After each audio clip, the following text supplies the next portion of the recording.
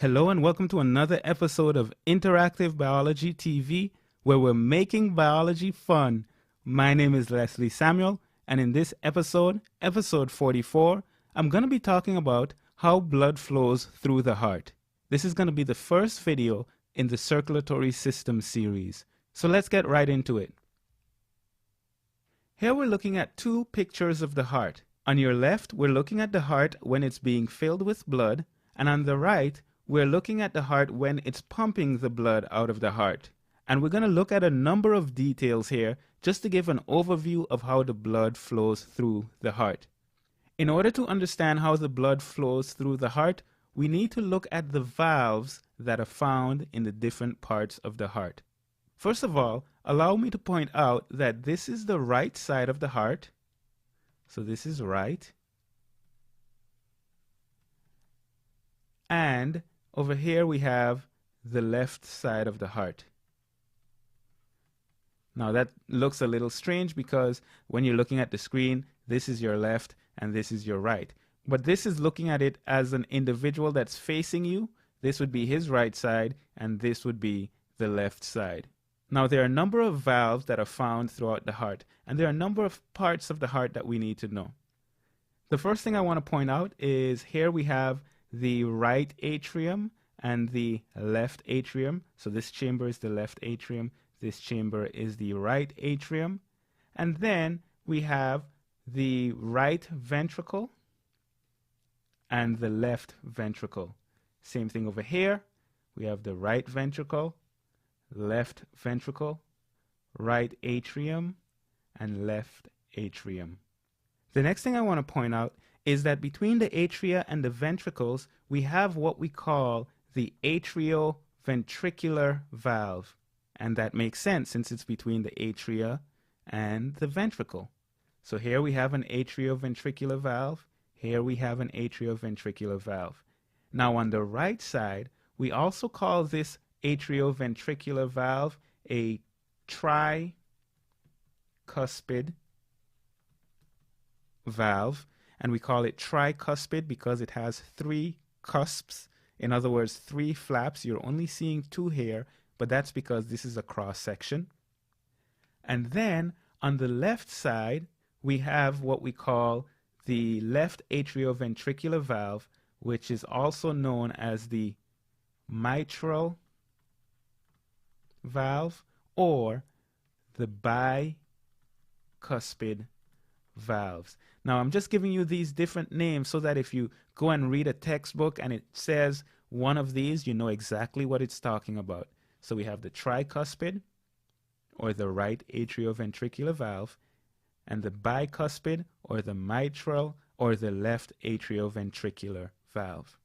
Then we have valves that allow blood to leave the ventricles. On the right side, we have the right semilunar valve, and that is also called the pulmonary valve. And the reason it's called a pulmonary valve is because it leads into the pulmonary artery.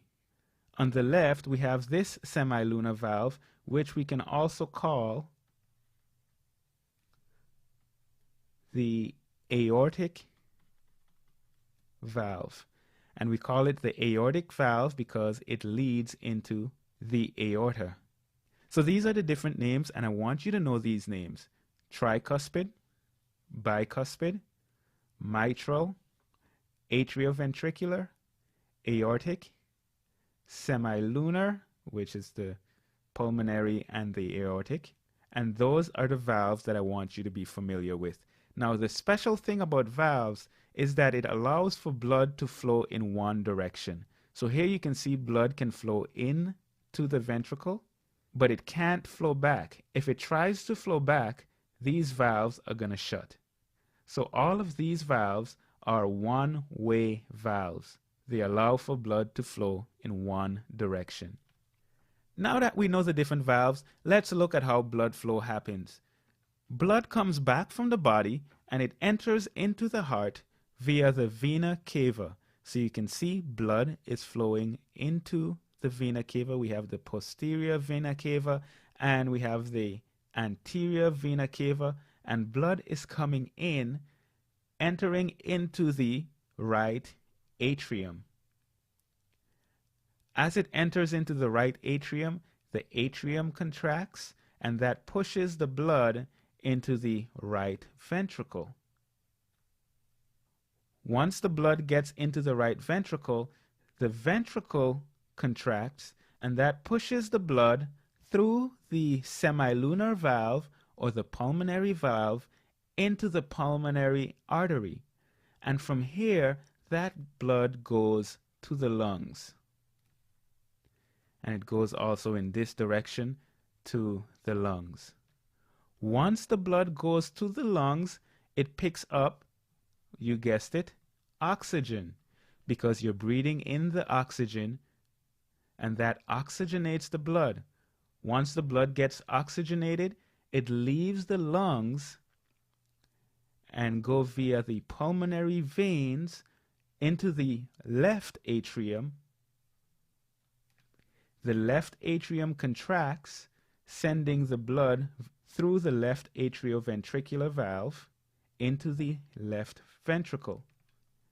Once the blood is in the left ventricle contracts, and that sends the blood through the semilunar valve, or the aortic valve in this case, into the aorta, and then that blood can go to the rest of the body. Now, I know this looks a little confusing with all of these arrows, but let's follow that one more time. Blood comes from the body. It enters via the posterior and anterior vena cava into the right atrium. The right atrium contracts, and that pushes the blood through the tricuspid valve, or the right atrioventricular valve, into the ventricle. The ventricle contracts, and that pushes the blood via the semilunar valve, or the pulmonary valve, to the pulmonary arteries that go to the lungs, picks up oxygen, and then it comes back oxygenated via the pulmonary veins into the left atrium.